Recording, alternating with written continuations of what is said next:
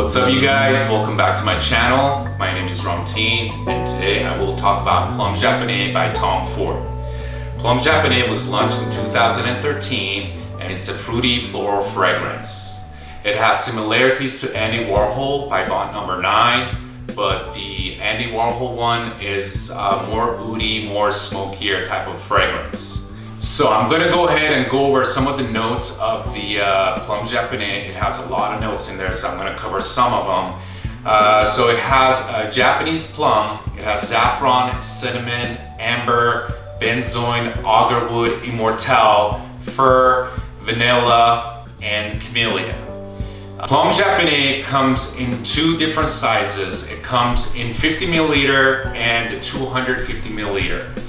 And I don't know why Tom Ford does that, because Tuscan leather and tobacco vanille and oud wood and all that stuff, they come in 50 milliliter, 100 milliliter, and 250 milliliter.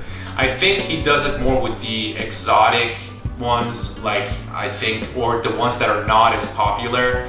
I think Plum Japonais didn't become such a hit fragrance in his line, and that's probably why he kept it like that, or I don't know the reason. But I personally got a sample of it about a year ago. I tried it for a year and I truly fell in love with it, especially when I started layering it with Tuscan leather. I also got a lot of compliments when I layered it with Tuscan leather. They complement each other really well. The Tuscan leather is very leathery and this one has that very strong plum note. So this one plays as like a top note for the Tuscan leather, and the Tuscan leather plays the bass note, and they just dance with each other really well. They complement each other very well. Plum Japonais, it's a rich type of a fragrance. It's not, even though I keep saying it's fruity floral, it's not a light fragrance. I would say it's very classy. I would say it's warm, spicy, it's sweet, it has oud in it, it's fruity, but again, at the same time, it's smoky, it's dark, but it's not as dark as Andy Warhol, because there is a metallic opening to it that makes it kind of fresh, but at the same time, after it starts fading, you kind of get that rubbery, leathery smell to it. And that's why I think it makes such a great complement with Tuscan leather. So let's actually spray it again. I want to spray it and kind of get a fresh smell of it, see how it smells like.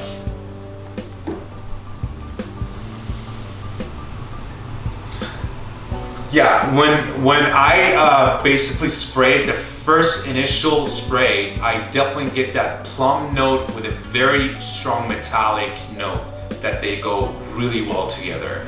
And that is really strong. When you spray that, it hits you right away. It fills out the room with the smell. And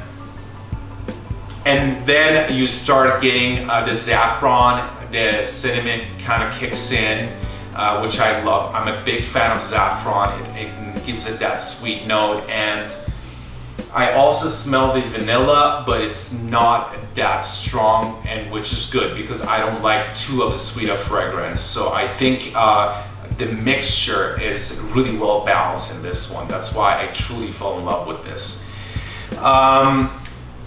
Where I would wear this, I would definitely use this at nighttime. I would probably say I would probably use this mostly in fall or winter, because it is a strong fragrance. And I would say if you also mix it with Tuscan leather, it would definitely be more of a fall or winter fragrance. So I would definitely wear it at that time, and I would wear it for, you know, a special occasion or events with a nice suit and, you know, something nice. I wouldn't definitely just be casual with it, because it does have that classic smell to it.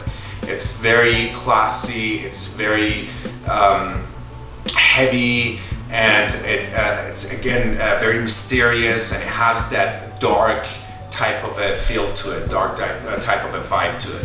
So let's talk about longevity and projection. It actually lasts about 8+ hours on me, so I would say longevity is great. I wouldn't say beast mode, but it's definitely great. I definitely like the way it lasts on me. It lasts for a long time. Again, I think that's because of the type of fruity floral fragrance it is. It's a kind of as I said, dark and smoky, so that kind of makes it last longer. And that metallic note also helps it to kind of stay longer on your skin. And now as it's fading out, I kind of still, definitely the plum note is there, but there is this leathery, rubbery smell that's mixed with the plum, which I love. I mean, that makes it the type of a mysterious fragrance that I like. It's not just a typical plum note where you're like, okay, this is definitely a fruity or floral fragrance, and that's something that I'm not into. I'm definitely not into those type of fragrances, and that's why this one definitely kind of made me fall in love with it because of the dark and mysterious vibe. And as far as the projection goes, when you initially spray it, it definitely fills out the room. So I would say I would probably give it an 8 or a 9 when it comes to projection. Again, Tom Ford stuff is always great when it comes to projection, most of his stuff. Now, as far as the rating goes, I usually rate the fragrances out of 5, so I would give this one a 4.3, and that's again because it still has that plum note and it's a fruity floral fragrance, and I personally am more into darker stuff, but again, this is really high on my list as far as a fruity and floral fragrance goes. I love it. I think he did a great job on Plum Japonais. As far as the compliments goes, I've been getting a lot of compliments on Plum Japonais on its own, and also when I wore this with, or when I layered it with Tuscan leather.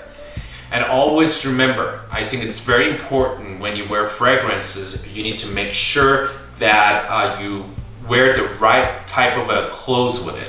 You have to present yourself correctly with the type of a fragrance you wear. They both have to kind of complement each other. You have to create an image with it. So I wouldn't just wear like jeans and shirt and just wear Plum Japonais and go out there and be like, oh, why I don't get any compliments, or why people think it smells weird. Because it just, it's not created for that occasion. It's created for something unique, for a specific special event. You want to wear suits with it. You want to wear something classy with it. And that's what Plum Japonais stands for.